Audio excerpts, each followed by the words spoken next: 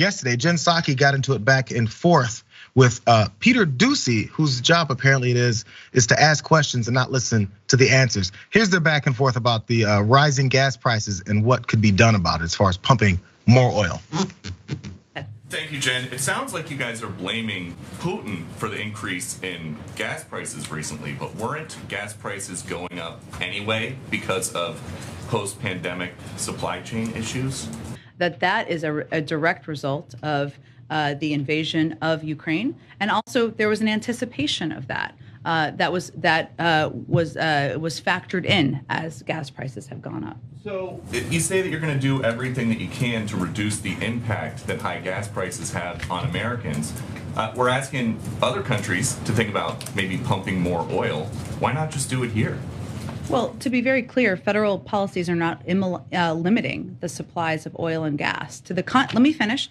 Let me finish. An executive order his first week that halted new oil and gas. Let me give you the facts here, and I know that can be inconvenient, but I think they're important in this moment.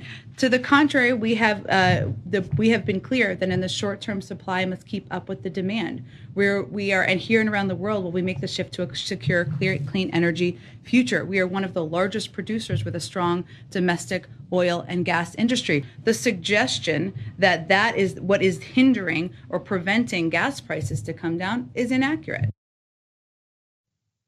As you saw, he was still talking because he never listened at all. Now, by the way, that was yesterday, but today, Biden did say that the US would ban Russian energy imports as some of the updates of what they're maybe gonna do as far as the things that are going on with the invasion. So Jackson, really fast. So this back and forth was going on and on, and there was no answers being taken as answers. But that's just in everyday life when it comes to these interactions with Doocy and Fox News. Would President Biden rescind his executive order that halts new oil and natural gas leases on public lands? Well, 90% of them happen on private lands, as I'm sure you know. Would President Biden ever undo his executive order that stopped the construction of the Keystone XL pipeline?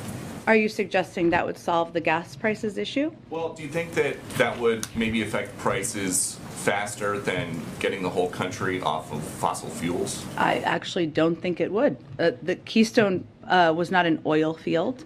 It's a pipeline. Right, and you guys think that asking Saudi Arabia or Venezuela or Iran is reducing our dependence on foreign oil? That's actually, I just outlined each of those specific scenarios and the range of discussions that we're having with each of those countries. I don't think anybody is advocating for Iran to continue acquiring a nuclear weapon, perhaps except for the former president who pulled us out of the deal. Go ahead.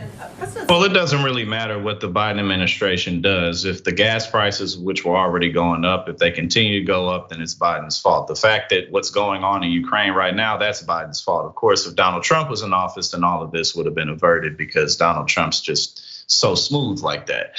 But at the end of the day, Steve Doocy or Peter Doocy, I don't even remember his first name because he's relevant to me, but that's all he does. He's just there to just cause chaos. He's just there to pretend like he's really pushing something. But at the end of the day, it doesn't matter what they do. He's gonna do what he does. But this is the thing, and this is what I was mentioning before. It's weird, not weird.